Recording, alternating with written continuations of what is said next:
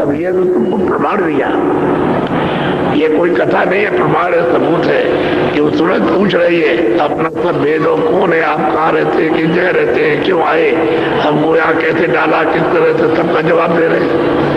वो पूछ रही है अपना भेद, कहा चल मेरे साथ में तुझे घर पहुंचाऊं। अब वो जा रही तो उसके सामने पहुंचा दिया। अब ये कोई कथा तो ऐसी है, तो सच्चा बोध है, सच्चा रास्ता है, सच्चा देश जहाँ जाना, जहाँ से आए वहाँ पहुंचाना उनको। और ये कथा ये कहीं आना जाना नहीं, तुम सुन लो और बिल्कुल सुन लो, बस ठीक है। ये तुमने सुन लिया, कथा सुन लिया, तुमको मतलब मुक्ति मिल गई है। अब मुक्ति यहाँ है, गंगा स्नान करो, जमुना स्नान करो, कुएं का पार पर जाओ, कुछ करो, अरे भाई मुक्ति यहाँ है, मुक्ति तो बहुत दूर है, वो तो ब्रह्मांड के पार है। तो वहां जब तक जाओगे नहीं तब तक मुक्ति मिलेगी कैसे। अब ये कह दिया, बस स्नान कर लिया,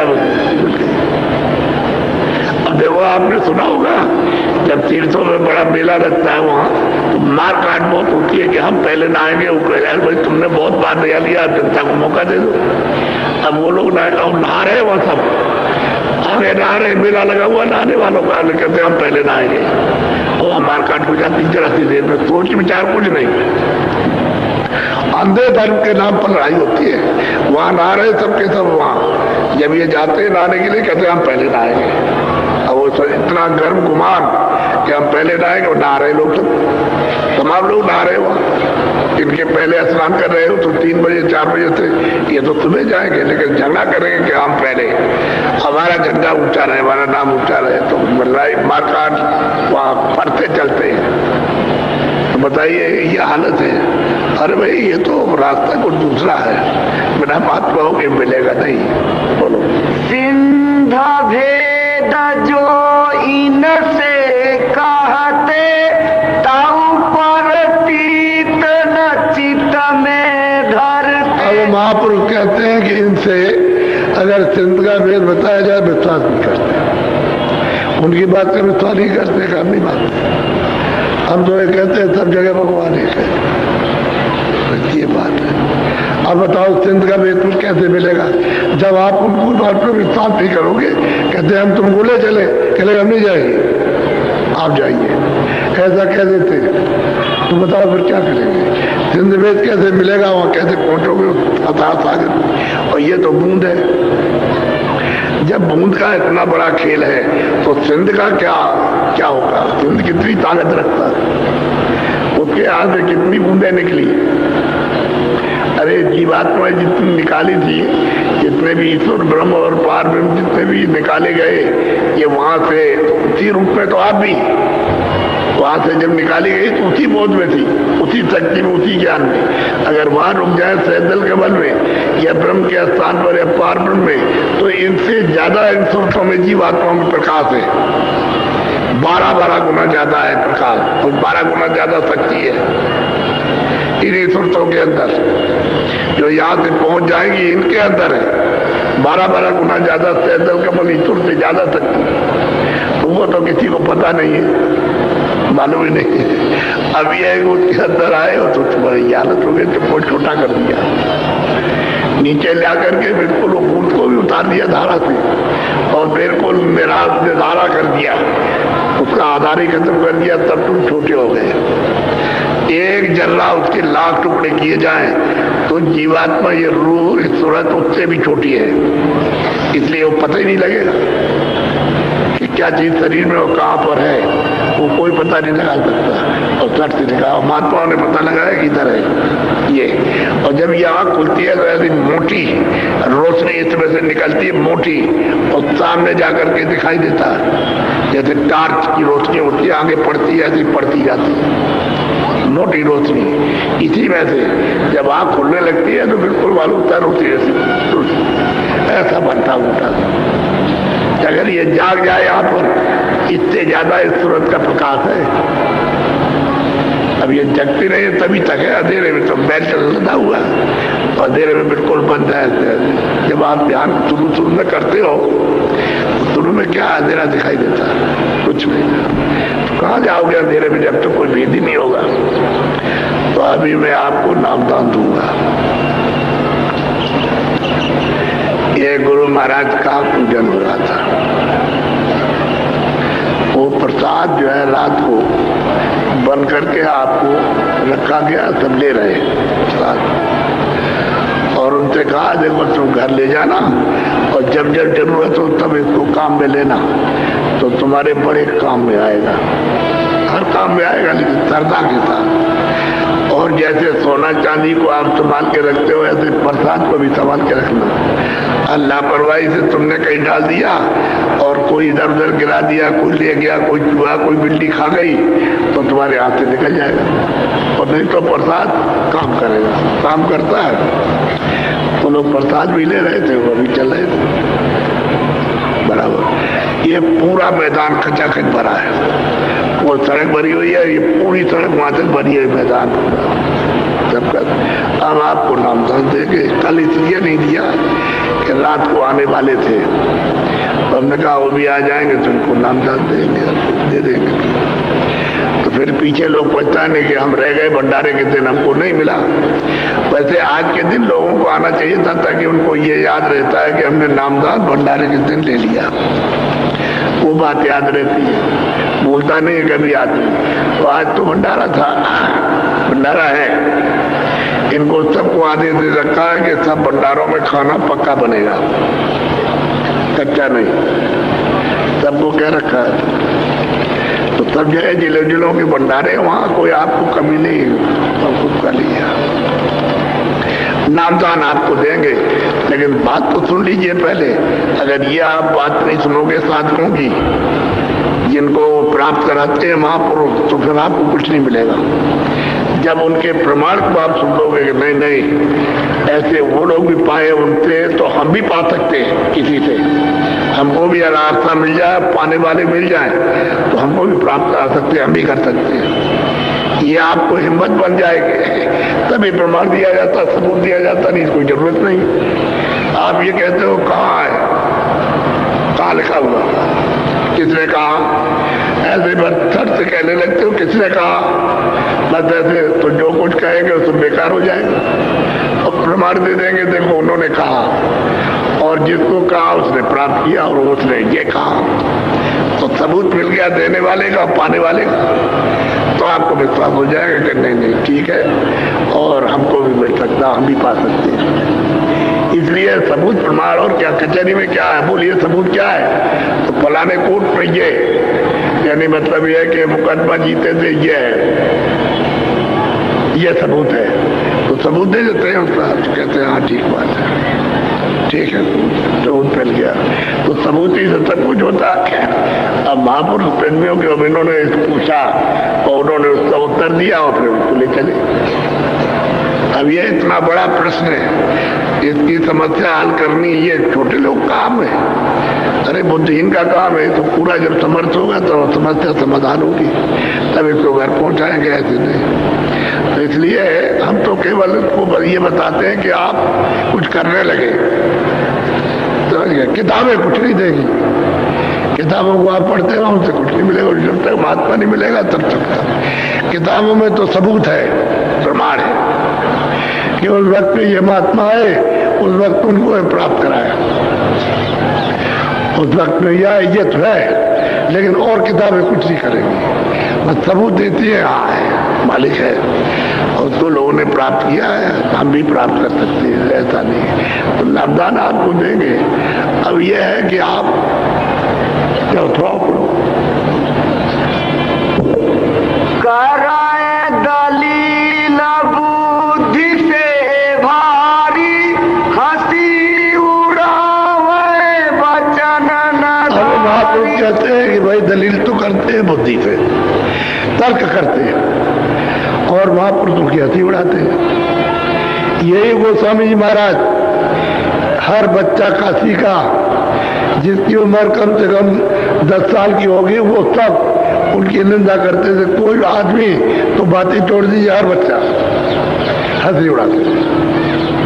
ओ गोस्वामी जी, और वहीं काशी में बैठ करके उन्होंने अपना काम किया, बताया, और तमाम लोगों को, हिंदू हो मुसलमान हो, सबको पहुँचाया, बहुत लोगों को पहुँचाया, और उनकी हंसी उड़ाते थे। अब वही महापुरुष कहते हैं कि बुद्धि से तो तर्क करते हैं, देखा तो है नहीं। अपनी तीसरी आंख तीसरे कान से न तो सुना न देखा, खाली बुद्धि से तर्क करते और उनकी हंसी उड़ाते हंसी उड़ाते। हमको भी जब हमने प्रचार किया शुरू में, कहले भगवान अपने को बनता है। हमने कब कहा भाई भगवान हमें? अरे हमने तो ये कहा कि हम आदमी हैं, भगवान तो हमने कभी कहा नहीं। अरे कुछ नहीं हो, जय गुरुदेवा अपने को जय गुरुदेवा है, जय गुरुदेवा अपने को कहता है। बताइए यानी जो उनको सुनाया जाए, जो दिया जाए उसको तो समझेंगे नहीं और न लेंगे। वो कहता है जय गुरुदेवा अपने को कहता है, तो ये हंसी उड़ाते थे। अब वही लोग यहाँ आते रोते, इसी में बैठे हुए आते रोते कि हमने गलती की है, तो हम थोड़ी कोई बुरा मानते हैं। अब तो समझते भाई तुम्हारी समझ तुम्हारे पास है और हमारा रास्ता हमारे पास है, तुम समझ जाओगे तो चल दोगे, नहीं समझ जाओ, उसमें कोई विरोध वाली बात नहीं है। और हम हमेशा ही होते हुए हमेशा पूछते रहे भाई ठीक हो, अरे ठीक है, उधर वो करें। ऐसे ऐसे लोगों को इन लोगों ने देखा है कि बाजार से निकल जाए तो दुकानदार यानी इधर से और उधर दुकान की तरफ मुंह कर लेगा, देखेगा नहीं। क्या लगे कि उनकी आंख में मस्टरेजर है और देख लेगा तो अपने बस में कर लेंगे, उधर घूम जाए। रिक्शे में बैठे हो ऐसे मुंह कर लेंगे, इधर को देखेंगे नहीं साहब। तो ये हालत है, ये दशा है जीवों की। वही कहते हैं कि बुद्धि से तो तर्क करते हैं, हाथी उड़ाते हैं। बोलो बुद्धि बल से वह करते तो कभी न पावे दावा। कहते हैं कि बुद्धि से वो उनकी परख पहचान करना चाहते हैं, तो बुद्धि तो तुम्हारी हमेशा तर्क में रही, उनको आप क्या पहचानेंगे? अरे बुद्धि बल उसको एक तरफ करो, वो जो सत्य है उसकी पहचान करो तो समझ में आ जाए। अब बुद्धि बल से पहचाना जाए और तर्क से। अरे विवाद में कहीं मिलेगा? ये विवाद के परे की चीज है, झगड़े झंझट में मिलता है ऐसे नहीं। बोलो यह मार्ग है प्रेम भक्ति का, चलना चढ़ना सूरत सब। कहते भाई ये मार्ग तो प्रेम भक्ति का है। जब महापुरुष मिल जाए तो उनके आदेश का पालन करो, जो वो कहे उसको करो। प्रेम और भक्ति का है, भक्ति कहते हैं आदेश के पालन। आदेश का पालन करोगे ये भक्ति है, और जो रास्ता बताएंगे वो सूरत शब्द का है। चलना जो है सूरत शब्द से जोड़ोगे तो चलोगे, और प्रेम भक्ति का मार्ग है। प्रेम भक्ति से जब चलोगे तो सूरत शब्द का मार्ग मिल जाए तो कमाई करोगे। ये बहस मुबासा कुछ नहीं, झगड़ा झंझट नहीं, ये प्रेम का मार्ग है। बोलो शांत मते पर नहीं परती, सूरत शब्द नहीं धारे। कहते हैं भाई जो संतों का रास्ता मत कहते हैं रास्ते, गुरु से मिलने का जो रास्ता है वो संत मत है। मत कोई फिरका नहीं है, मत कोई जाति नहीं है, मत कोई इंसान आदमी नहीं, वो मालिक से मिलने का रास्ता है। सूरत दोनों आंखों के पीछे बैठी है और यहाँ से उसका मार्ग मिल जाए चलने का, उसको कहते हैं पंथ। पंथ जाति को नहीं कहते, किसी चमगट को नहीं कहते।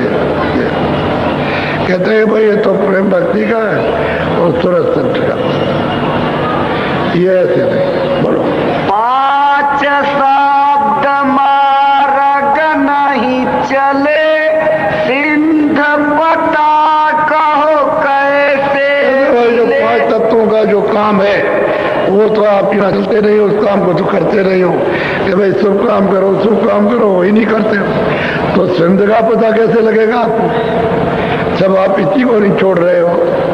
वो कहता है ये मत करो ये करो, ये पाप है ये पुण्य है, तो आप मतलब पुण्य को नहीं करते, पाप पकड़ लेते हो और तो करते रहते हो जीवन भर।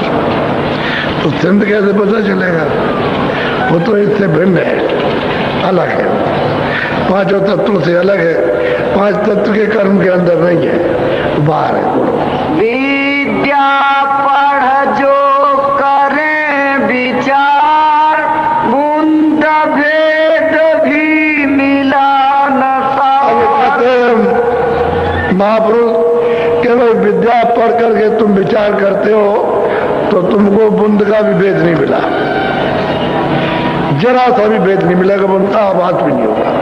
विद्या पढ़ते रहो, जब तक पढ़ते रहोगे और जैसे ही पढ़ना छूटा वैसे मन मैं तुमको धोखा दे देगा, गड्ढे में गिरा देगा। उनको बूंद का भी भेद नहीं मिला, न बूंद को पाया न भेद मिला। पढ़ते लिखते रहो जो लिखा हुआ है। अंग्रेजी वाला अंग्रेजी पढ़ लेगा, हिंदी वाला हिंदी, संस्कृत वाला संस्कृत पढ़ेगा, फारसी वाला फारसी पढ़ लेगा। पढ़ते रहिए लेकिन बूंद का भेद नहीं मिलेगा।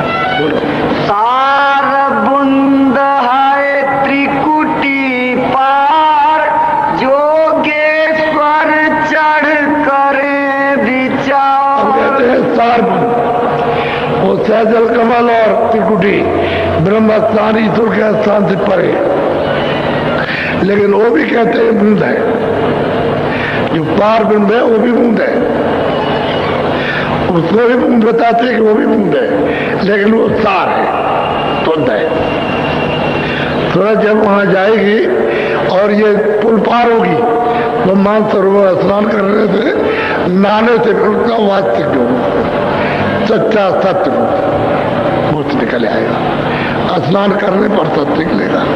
तो वहां तो सब हंस रहते हैं, सब सोचते हैं स्वेग सफेद रहते हैं। वहां का जो मालिक है पार ब्रह्म वो भी सफेद ही है, सफेद ही है वो भी। कहते हैं वहां बूंद जो है वो शुद्ध साफ है।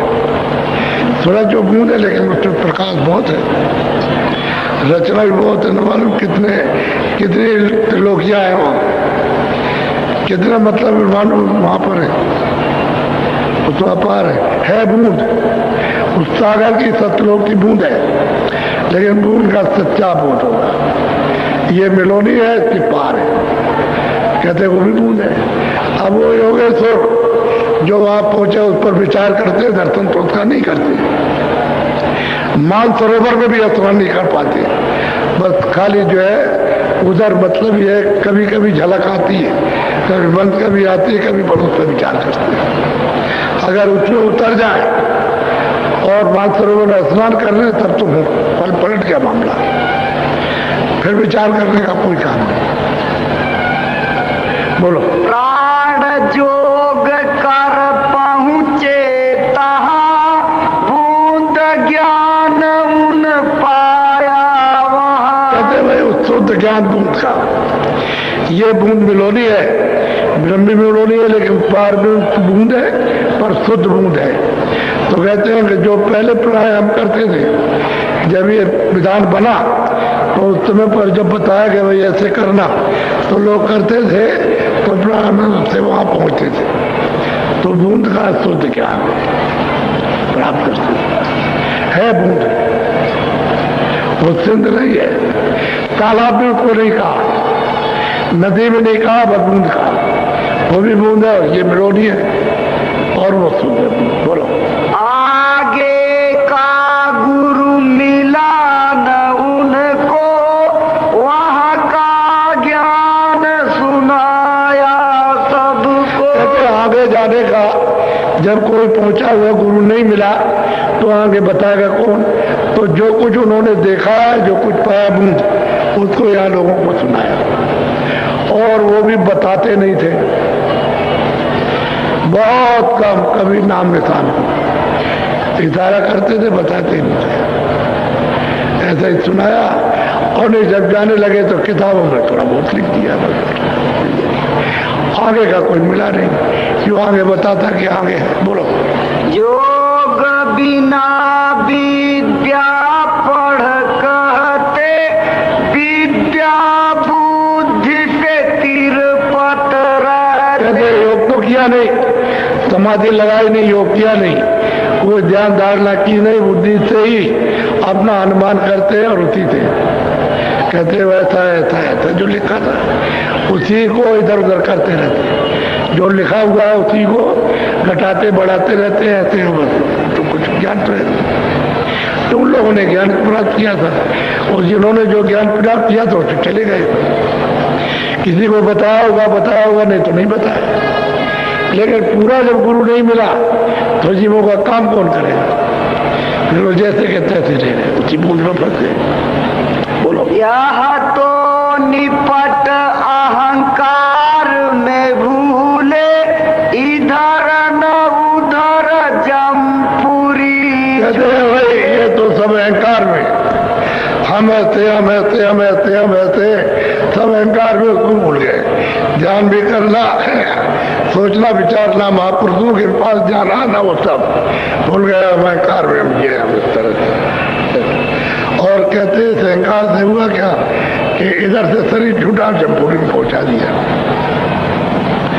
चले गए जमपुरी में, और वहां कौन सुने, वहां देहभार अनेकों नाम के नर थे। सड़ने वाला अलग, जलाने वाला अलग, काटने वाला अलग, आंख फोड़ने वाला अलग, कान फोड़ने वाला अलग, तरह तरह की यातना देने वाले अलग, अनेक नाम के नर हैं। पर जो जमपुरी में वहां गए तो यहीं से हुक्म सुना देगा, जजमेंट दे देगा जज न्यायाधीश, और बस वहां पहुंचा देगा, बस वहां से जम लेगा। तो एक पलक भी विश्राम नहीं, पलक मारते में भी आपको विश्राम नहीं मिलेगा। अब वहां रोगे, चिल्लाओगे और लाखों मील आवाज जाएगी, तो लाखों मील तक चिल्लाने की आवाज कोई सुनने वाला नहीं। तो क्या तुम्हारा अहंकार किया कि जमपुरी में जाकर के निर्वाह सुना? अब वहां भोगो जाकर के, और महापुरुषों से पूछा नहीं, उसकी हंसी और खिल्ली उड़ाई। हंसी और खिल्ली करते हो, और अपनी मुझ से, अपने अहंकार से कुछ नहीं। अब ऐसे लोगों का तो क्या होगा, ये होगा। ऐसे ही लोग तो पाप करते हैं और क्या करते हैं, बुरे काम। बोलो। तू तो सूरत अब सुन मम वचन, चढ़ और चल सुन सुन की धुन। कैसे गए सूरत, अब तू मेरे बचनों को सुन ले, और चल मैं तुझको नाम पर चढ़ा दूं, और वो नाम तुझको ले चलेगा। और चल और सुन की धुन को, जो शुद्ध तेरा जो बूंद है, चल वहां उसको पकड़, वहां पहुंच, तो अपने अपने सच्ची बोध में, सच्चे रूप में आ जा। वहां से तुझे मैं ले चलूंगा। जब तू शुद्ध हो जाएगी, बूंद शुद्ध हो जाएगी, तो वहां से मैं ले चलूंगा, यहाँ से भी मैं ले चलूंगा। अब मेरी बात को सुन, हम बात को, मेरी बात को जो कहे वो तू कर, अब किला मत कर। बोलो। सुन सुन धुन चल देश हमारे, हम तुझको अब किया अपना रे। और कहते हैं सूरत, तुझको जो मैं भेद बता रहा हूँ, तू चल, धुन को पकड़ और धुन पर सवार हो, चल हमारे देश। हम वही रहते हैं, यहाँ तो तुझको लेने के लिए आए, तो तुझको अब हम ले चले तो तू चल देता अपने देश में। चल वहाँ आराम से रहेगी, वहाँ कोई ना मरता न जलमता, न कोई राजा होता न रैयत होता है, न कोई अमीर न गरीब, सब अमीर, सब आनंद सागर में। और मतलब है कि जैसे समुद्र में मछली आनंद लेती है, ऐसे ही निर्भय और मालिक का दीदार, खरबों खरबों जो जंतु, खरबों सब फैसला है महापुरुषों का। इसमें दो बात इधर उधर नहीं। बोलो। कोई राजा कोई पंडित होवे, कोई धनवान सुखी जग को। कैसे कोई राजा हो गया, कोई पंडित हो गया, कोई धनवान हो गया, आराम से मतलब उसी में रहते हैं कि यही हमारा सब कुछ और राज भोगता है।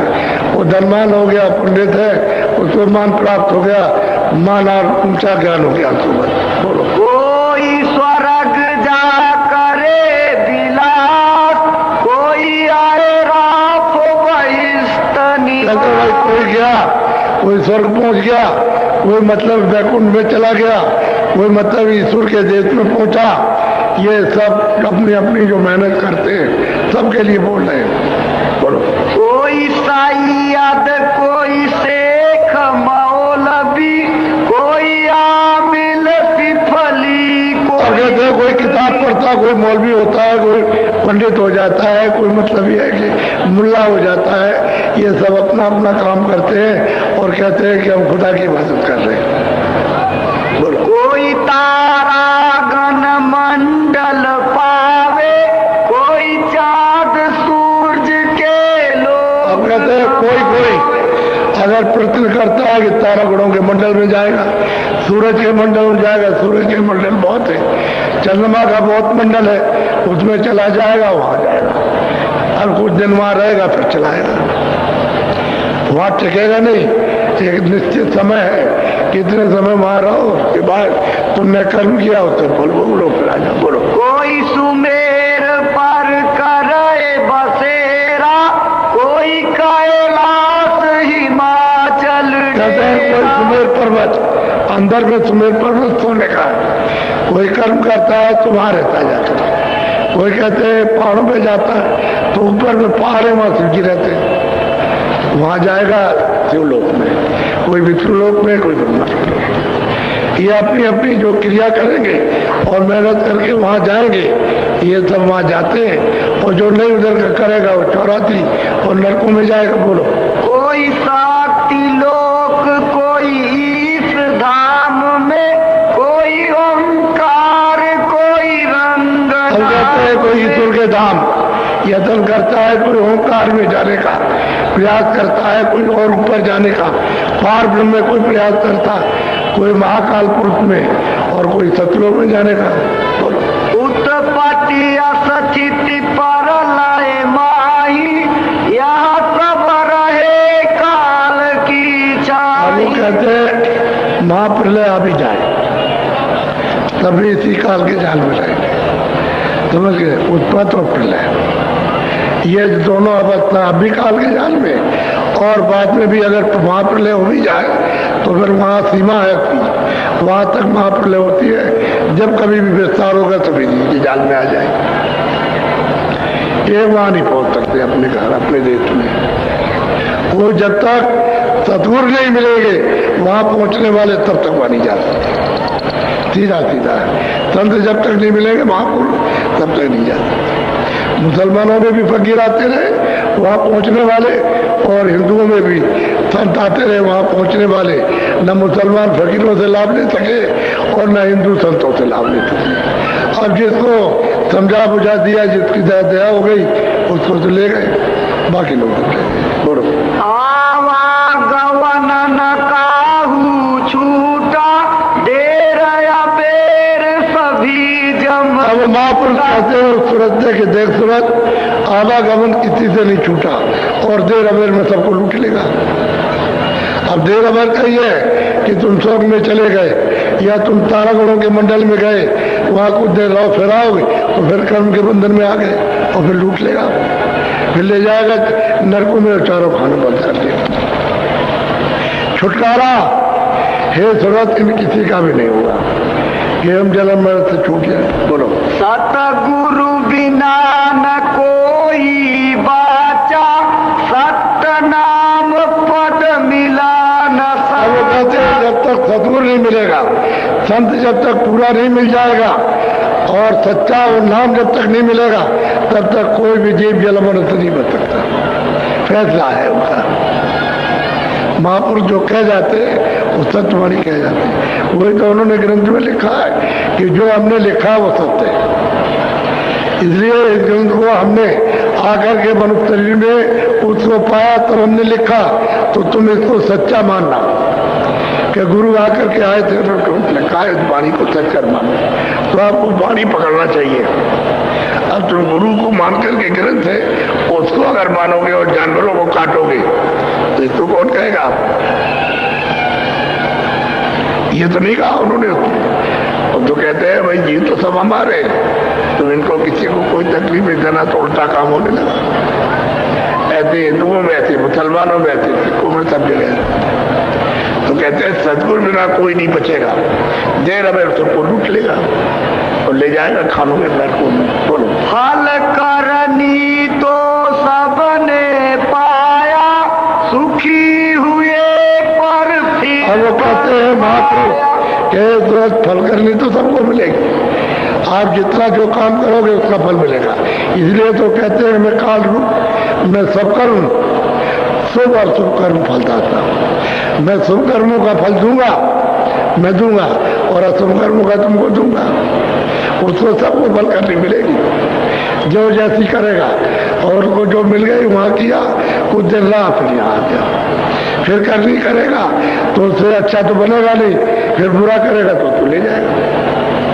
करने का फल सबको मिलेगा, और पाप है पुण्य दो ही काम, अच्छा हो बुरा दोनों का फल आपको मिलेगा। और महात्मा जब जाओगे तो दोनों को साफ करेंगे, ना आपका पुण्य रहने देंगे। जब पाप, तब तो आपको फल नहीं मिलेगा, न पाप का फल न पुण्य का फल, फिर रिहाई हो जाएगी।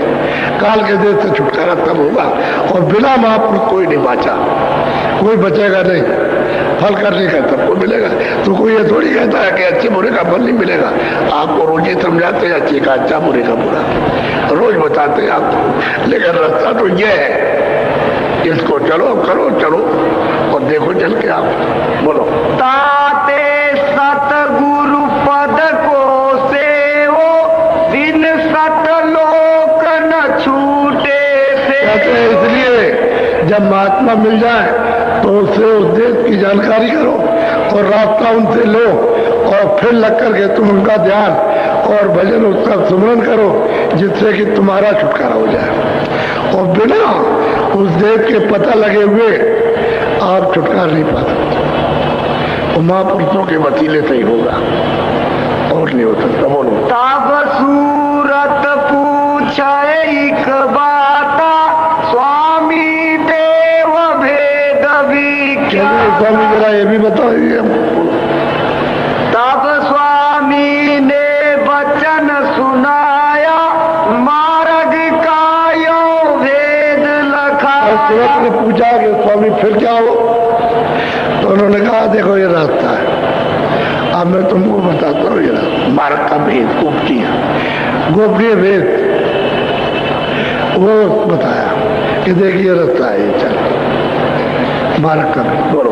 5 नाम का सुमिरन करो, श्याम से तमें अब वो कहते हैं क्या करो, 5 नाम का सुमरन करो।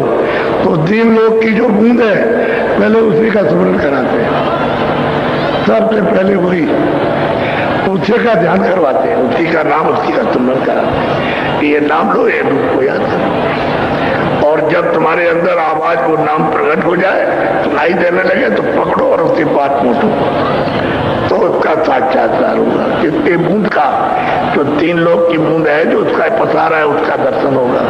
और वहां से आवाज ऊपर से आ रही है, तो फिर उसको पकड़ो, उसको सुनो, वो ब्रह्म है।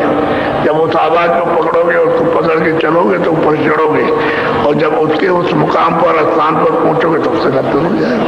तो 5 नाम का अलग अलग स्मरण करो, ईश्वर का, ब्रह्म का, पार्वती का, महापुरुष का और सतपुरुष का, 5 का अलग अलग स्मरण करो और शब्द को पकड़ के चढ़ो। ये उसको बता रहे, ये सबके लिए सुलभ है और सब कर सकते हैं। इसलिए सब ये रास्ता जाने का, घर जाने का। और इसका 5 नाम का सुमरन नहीं करोगे तो नहीं जाते। एक को भी नहीं पा सकते और 2 को पाने की तो बात ही है ना। एक को 5 नाम का सुमरन भेद जान करके उस महापुरुष से रास्ता लेकर के, गुरु से पूरा है, उससे और फिर काम में लग जाओ। ये सुमरन करो, उसका नाम लो, रूप फिर ध्यान करो, फिर भजन करो, तो आग भी तुम्हारी खुल जाएगी, कार भी खुले, रास्ता चलो। तो पहले इसी का, ईश्वर का ही पूजन कराते, उसी का ध्यान कराते। वो दरवाजे पर तो वही है। अब गोस्वामी महाराज मोदय पुण्य चितवत कौशलपुर गए, वो अयोध्या, वो मतलब यहाँ अवध निवासी वो बैठे राम, उनका दर्शन हुआ, सामने बैठे हुए। जब साक्षात्कार हुआ तो वो खुश हो गए, कहा कि तुम्हारी आवाज को पकड़ के हमारे पास आ जाओ। तो जो आवाज बज रहा था, घंटा बज रहा था, पकड़ा, उनके पास पहुंच गए। पहले हम तुमसे बहुत खुश हो गए, हम रास्ता देते हैं। तो रास्ता दे दिया, ऐसे कि जाओ उधर। तो वो कहते हैं उधर माच, उधर यदि उस पार, यदि उधर जाकर के एक मैदान मध्य में खड़ा हो गया जाकर, तो वहां से उल्टी जगह है, वहां से देख लो, सब देख लो।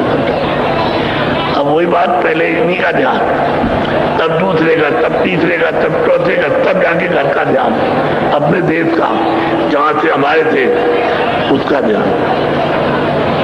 तो कहते हैं ये करो, इसमें कोई भी होगा तो निकल जाएगा। कोई किसी मत का भी हो, उससे कोई मतलब नहीं। कोई क्रिया करता हो लोग इसको करे, ये भी तो क्रिया है, ये आत्म क्रिया है, सुरतों की है, ये सुरतों का कर्म है और ये शारीरिक कर्म है।